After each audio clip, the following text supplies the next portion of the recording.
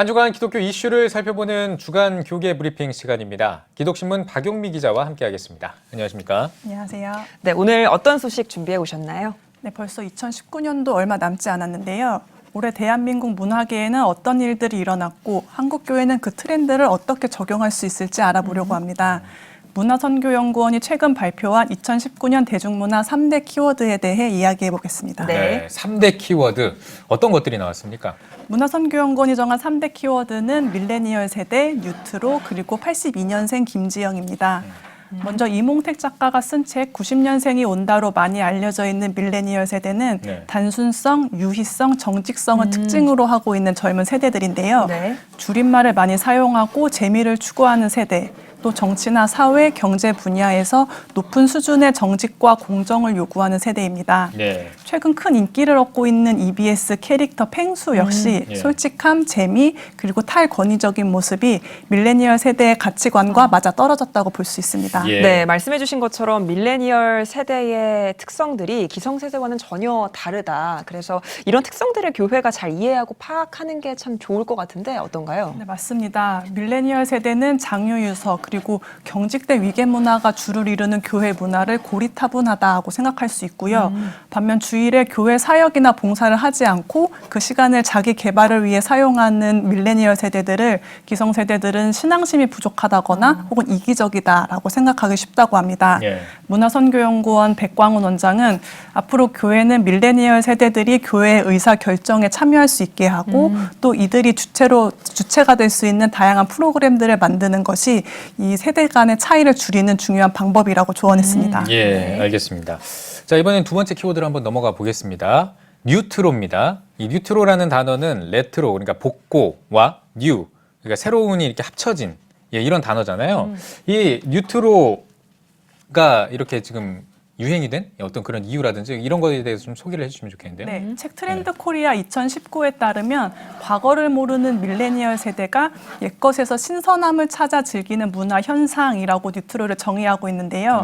그 나날이 새로워져가는 문화의 피로감을 느끼던 차에 조금 덜 세련되고 불편한 산물이 새롭게 보였기 때문이라고 분석했습니다.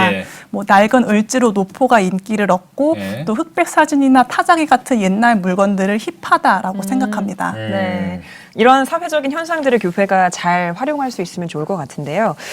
밀레니얼 세대들의 관심을 또 교회로 끌고 올 수도 있을 것 같고요. 교회는 또 문화유산들, 오래된 문화유산들을 가지고 있는 공간이기도 하잖아요. 어떻습니까? 네, 그렇습니다. 성결대학교 이민영 박사는 교회가 가지고 있는 유산들을 젊은 세대들에게 소개하는 프로그램을 진행하면서 이 젊은 세대들이 상상 이상의 관심을 보이는 것을 확인했다고 전했는데요. 때문에 오래된 교회 안에 있는 가구나 여러 상징들, 뭐 초라든지 종, 예복 같은 전통 문화유산들을 발굴하고 복원한다면 이 젊은 밀레니얼 세대들이 기독교 문화에 흥미를 느낄 수 있을 것이다라고 조언했습니다. 알겠습니다. 이번엔 마지막 키워드 82년생 김지영으로 한번 넘어가 보겠습니다. 이건 처음에 책으로 나왔었죠. 2016년에 책으로 나왔다가 올해 영화로 만들어지기도 했어요. 네, 맞습니다. 그 조남주 작가가 쓴 책 82년생 김지영이 올해 배우 정유미, 공유 주연의 영화로 재탄생했습니다. 그 남아 선호 사상이 강한 가정에서 태어나서 남성 중심적인 학교와 직장에서 생활하다가 출산 후에는 경력 단절 속에 독박 육아를 감당하는 여성의 이야기입니다. 그 책은 여성과 남성 사이에 이제 치열한 논쟁이 벌어지기도 했었는데요. 그 영화의 경우에는 남성의 입장을 상당 부분 대변하면서 350만 명 이상의 관객을 동원하기도 했습니다. 필름 포럼 대표 성현 목사는 이 시대의 김지영이 자신을 둘러싼 불합리한 환경에 대해 말하기 시작했다는 것, 그리고 대중들이 이에 대해 듣기 시작했다는 것이 82년생 김지영이 거둔 성과라고 평가했습니다. 82년생 김지영이 사회적으로 반향을 일으켰다는 것 자체가 어찌 보면은 우리 한국 사회에서 여성들에 대한 인식이 좀 변화하고 있는 모습을 보여주지 않는가라는 생각도 드는데요. 교회가 그러면 이런 현상을 어떻게 받아들이면 좋을까요? 교회 안에 여성은 그 구성원의 숫자가 절대적으로 많음에도 불구하고 항상 보조적인 역할에 머물거나 중요한 의사결정에는 배제되어 왔던 것이 사실인데요.